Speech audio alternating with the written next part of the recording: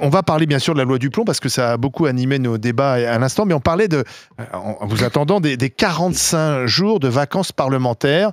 François Bayrou, lui, a fait savoir qu'il ne partait pas en vacances, qu'il travaillait. Est-ce que c'est pas beaucoup 45 jours? D'où ça sort, vos 45 jours? C'est pas vrai? Je sais pas, je vous demande. Et on a calculé, c'est-à-dire d'aujourd'hui jusqu'au 16 septembre, c'est ça? Donc aujourd'hui, moi, je ne suis pas en train de travailler en étant sur votre plateau, monsieur? Oui, vous. Mais les députés ne siègent plus. Mais c'est pas... Vous savez, il faut arrêter de considérer que les députés ne travaillent que quand ils sont dans l'hémicycle de l'Assemblée nationale. Être député, c'est d'être un élu de proximité. On a des circonscriptions, on est sur le terrain. Je viens de passer 4 jours avec des députés dans les Landes, dans le Gers. J'ai été rencontrer avec Jean-René Cazeneuve des agriculteurs sur le terrain. Nous avons rempli notre mission de député. Et donc, il n'y a pas de vacances parlementaires, il y a une interruption de la session. L'interruption de la session parlementaire, elle est constitutionnelle. La Constitution fixe dans les textes une session parlementaire du 1er octobre au 30 juin. Mais parfois, il y a des sessions Après, il y a des sessions extraordinaires qui sont à la main du président de la République. Bien sûr qu'il y en a. Il y en a eu une en juillet et nous avons délibéré pendant 2 semaines. Il y en aura probablement une en septembre. Et entre les temps de session où nous ne siégeons pas dans l'hémicycle, nous sommes sur le terrain, nous avons des permanences. Donc ce ne sont pas des vacances. C'est un mauvais mot parce que ce ne sont pas des vacances parlementaires. Moi, j'ai des députés qui sont élus dans des circonscriptions très balnéaires. Eux, ils seront au boulot tout l'été. Donc en fait, il y a un truc, moi, qui m'énerve. Et c'est le député de Paris, en revanche, il n'y a plus personne à Paris. Il bosse aussi, mais il faut arrêter. Ils sont en campagne. Vous savez, le bashing des élus, non, c'est pas ça suffit. Si, parce que les élus ne font rien. Ils sont en vacances tout l'été. Ils sont jamais sur le terrain. Ils sont pas dans les séances publiques. Ça veut quand même dire ce que ça veut dire. Mais non, parce que en fait, retour le 16 septembre, c'est à l'Assemblée nationale en commission. À l'Assemblée nationale en commission. Tous les députés seront sur le terrain début septembre dans les salons des associations. Vous les voyez. Tous les députés seront de leur circonscription pour la rentrée scolaire. Vous les voyez, on est moi, les députés de Saône-et-Loire, moi, je les vois plus au train. Madame, moi, je les vois toute l'année au train. Quand je viens, je les vois plus au train ces jours. Je suis 1000 fois d'accord avec vous. Après, vous pouvez continuer. Notre démocratie, elle nous appartient à tous. Si vous ne voulez plus avoir d'élus, continuez comme ça. Vous n'aurez plus personne pour vous présenter. Je suis 1000 fois d'accord avec vous, puisque c'est ce que je viens de dire avant que vous arriviez. J'ai dit, ça suffit de s'acharner sur les députés qui, effectivement, travaillent beaucoup plus qu'on ne le pense. Et j'ai même dit, là, je me répète un peu, mais je préfère avoir un député qui lit des grands auteurs sous son pommier que quelqu'un qui perd son temps. Est-ce que vous ne pensez pas, quand même, parce qu'on a un problème sur l'attractivité même de la fonction de député. On voit bien que les gens aujourd'hui n'ont plus envie de faire ce boulot d'élu. C'est pire d'ailleurs pour les mairies, etc. Mais même à l'Assemblée. Est-ce qu'il ne faudrait pas revenir à un système, à l'origine de ces assemblées, où au fond, député n'est pas un job forcément à temps plein? Est-ce qu'on ne pourrait pas faire un système où on vient siéger dans une assemblée, on vote des lois, etc. Travaillent à côté. Mais voilà, est-ce qu'on ne devrait pas davantage permettre de travailler à côté, que ça ne soit pas une activité? Alors, réponse rapide, parce qu'on a plus de sujet à aborder. Réponse rapide, aujourd'hui, on peut travailler. Il y a beaucoup de députés qui travaillent. Il y a des députés qui continuent à avoir des exploitations quand ils sont agriculteurs. J'ai des députés qui continuent à être infirmières, aides-soignantes, médecins, avocats, etc.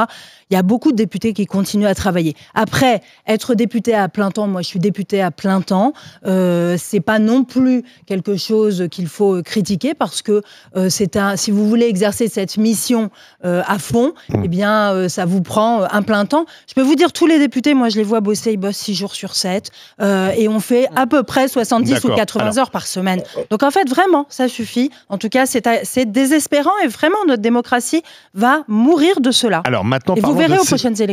Parlons de cette pétition contre la loi Duplon qui rencontre un succès assez inédit. On a franchi la barre des 1 200 000 ce matin. Rappelons que la loi autorise notamment la réintroduction sous condition d'un pesticide. Qu'est-ce qui va se passer maintenant? Il y aura un débat au Parlement, c'est ça? Alors, il faut que le Parlement décide. En fait, le droit de pétition est prévu, il existe depuis la Révolution française, et il est prévu dans notre règlement intérieur. Et notre règlement prévoit plusieurs choses. Il prévoit que lorsque la pétition dépasse un certain seuil, là, elle est renvoyée donc à une commission, ici en l'occurrence la commission des affaires économiques, qui s'occupe des sujets agriculture, et la commission va examiner cette pétition. Et elle va pouvoir décider si elle la classe, ou si elle souhaite qu'il y ait un débat sur ce texte. Quels sont les Donc critères ? d'abord, ça, c'est la commission qui va prendre cette décision. Si elle souhaite qu'il y ait un débat, eh bien, il faudra qu'elle saisisse la conférence des présidents pour que la conférence des présidents décide, et donc là, c'est une décision des présidents de groupe, de l'inscrire à l'ordre du jour de l'Assemblée nationale. Moi, j'ai exprimé le souhait qu'elle soit inscrite à l'ordre du jour de l'Assemblée nationale. Ça n'est pas de mon ressort, c'est pas une décision d'Yaël Braun-Pivet, c'est une décision de la conférence des présidents après que la commission ait statué. Donc, vous voyez, il y a une procédure à respecter. C'est le principe d'une démocratie. Mais moi, j'exprime ma position personnelle de président de l'Assemblée nationale, considérant le nombre de signatures, considérant le débat que cela suscite. Je souhaite qu'il y ait un débat dans l'hémicycle. Mais je comprends pas parce que la loi a déjà été votée. Et sans débat. Donc, a priori, il y a dû y avoir un débat. Alors, malheureusement, il n'y a pas eu un débat stricto sensus à l'Assemblée nationale sur ce texte. Il y a eu un débat en commission de l'Assemblée nationale.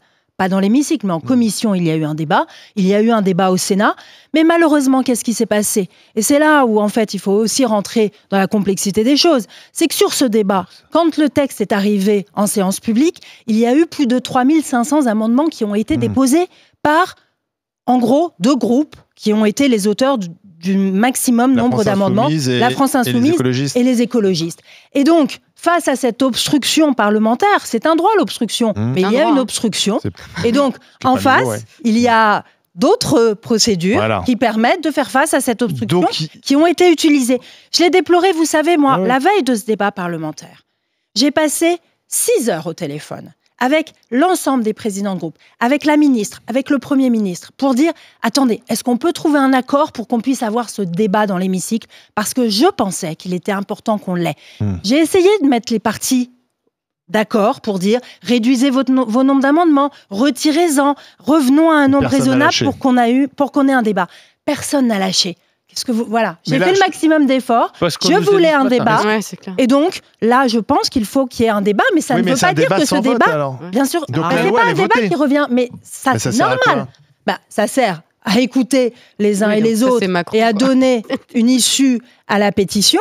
Maintenant, la loi, elle a été votée.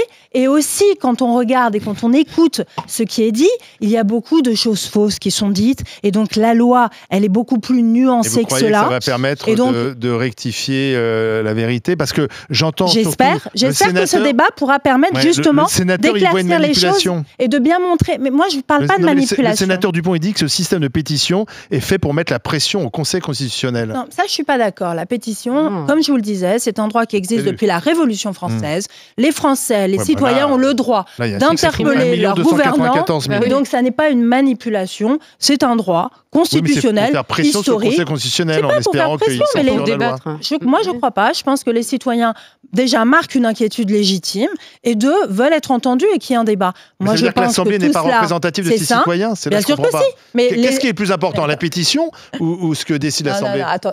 Mais évidemment, ce qui est le plus important, je vais te le dire, c'est s'il y a quelqu'un qui la promulgue un jour, quoi. Parce que des lois dans ce pays, il y en a des milliers, des centaines, mais il y en a, elles sont même pas promulguées. Alors c'est pas vrai, monsieur. Voilà, la loi du plomb, elle fait suite à une mobilisation sans précédent du monde agricole, où tous les politiques de tous les partis, les yeux dans les yeux, nous ont dit vous avez raison, faut qu'on vous aide à gagner dignement votre vie. Et 2 ans après, on en est là où une pétition va empêcher la loi d'être promulguée. Alors non. C'est ça le problème. D'une part, les lois votées doivent être promulguées. Elles ne le sont pas toutes. Si, elles le sont toutes parce que le président de la République n'a pas le choix. C'est sous la royauté que le président de la République a un droit de veto. Il n'en a plus. Une loi votée par le Parlement est obligatoirement promulguée. Ça, c'est clair. Les délais sont très longs. Non. La loi doit être promulguée dès que le Conseil constitutionnel, s'il la valide, la loi sera promulguée, c'est 100% et elle sera appliquée. Il faut qu'elle le soit, parce que là maintenant on va parler du fond. C'est une loi qui va permettre justement... On fait une pause, Madame Braun-Pivet, et on va parler effectivement du fond de cette loi qui fait débat en ce moment même partout en France. À tout de suite sur RMC Story.